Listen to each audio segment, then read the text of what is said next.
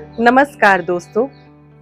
कभी कभी जीवन में हमें ये सोचकर गर्व होता है कि हमारे पास कितना धन है, हम कितनी ऊंचाई पर हैं। लेकिन भगवान की नजरों में असली ऊंचाई ना जात से मिलती है, ना दौलत से, बल्कि सच्चाई और मेहनत और ईमानदारी से मिलती है।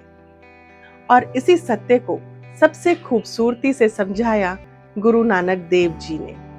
आज की ये कथा गुरु नानक देव जी की सबसे प्रसिद्ध और प्रेरक कहानियों में से एक है, जिसमें एक गरीब बड़ई लालो की सूखी रोटी एक अमीर मालिक भागो के पकवान पर भारी पड़ी थी। एक बार यात्रा करते करते गुरु नानक देव जी और उनके शिष्य मर्दाना एक गांव में पहुंचे, जिसका नाम था सैदपुर, जो आज पाकिस्तान में है। वहां पर एक बड़ई रहता था जिसका नाम था लालो। लालो बहुत ही सादा जीवन जीता था। वो मेहनत की कमाई खाता था और ईमानदारी से काम करता था और हर समय प्रभु का नाम जपता था। जब गुरु नानक जी वहां पहुंचे तो लालो ने विनम्रता से कहा कि महाराज, मेरा घर बहुत छोटा है, पर आपका स्वागत मैं दिल से करता हूँ। गुरु नानक देव जी मुस्कुराए और बोले, लालो, सच्चाई और भक्ति का घर कभी छोटा नहीं होता। और उन्होंने वहां रहना स्वीकार कर लिया। लालो ने अपनी साधारण सूखी रोटी और सब्जी से गुरुजी और मर्दाना की सेवा की। गांव में बात फैल गई, अरे, ऊंची जाति के दो साधु एक गरीब बड़ई के घर खाना खा रहे हैं। लोग तरह तरह की बातें करने लगे। किसी ने कहा, ये तो समाज के नियम तोड़ रहे हैं। तो किसी ने कहा, ऐसे साधु कैसे हो सकते हैं जो छोटी जाति के लोगों के साथ बैठकर खाना खा रहे हों। लेकिन गुरु नानक देव जी शांत थे। उनका उद्देश्य किसी के घर का भोजन नहीं, बल्कि समाज को सही राह दिखाना था। उसी गांव में एक बहुत अमीर और ऊंची जाति का व्यक्ति भी रहता था। नाम था मलिक भागो। मलिक भागो ने पितृपक्ष पर बड़ा भोज रखा था। सैकड़ों लोग, साधु संतों को बुलाया था। और जब उसे पता चला कि गुरु नानक देव जी भी गांव में हैं, तो उसने तुरंत निमंत्रण भेजा। लेकिन गुरु नानक देव जी ने उसके भोज पर जाने से इनकार कर दिया। जब मलिक भागो को ये खबर मिली तो वो भड़क उठा। उसने अपने नौकरों से कहा, जाकर उस साधु को ले आओ। अगर खुशी से आए तो ठीक है, नहीं तो जबरदस्ती ले आओ। गुरु नानक देव जी मुस्कुराए और बोले, ठीक है, चलो देखते हैं प्रभु क्या दिखाना चाहते हैं।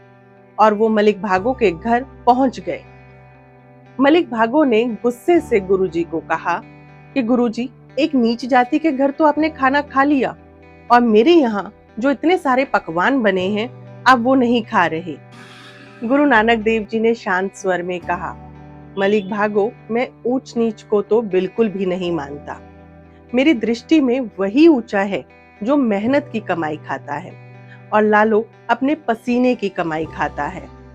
तुम्हारे पकवानों में मुझे गरीबों का खून नजर आता है।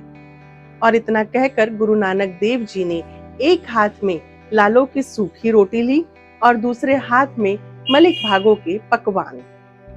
सब लोग हैरानी से देख रहे थे।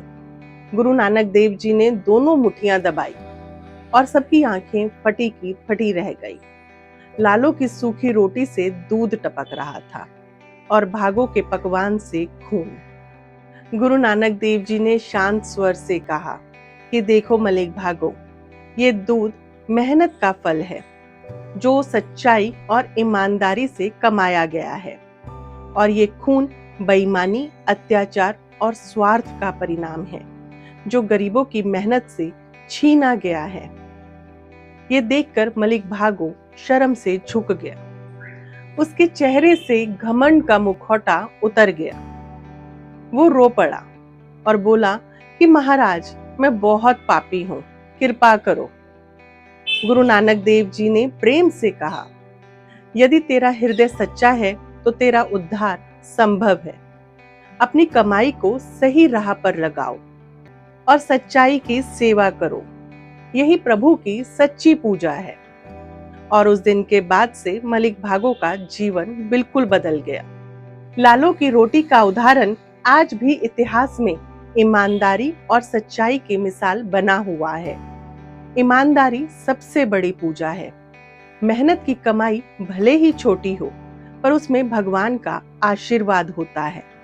सच्चाई से कमाया हुआ धन शुद्ध होता है और बेईमानी से कमाई हुई दौलत कभी सुख नहीं देती।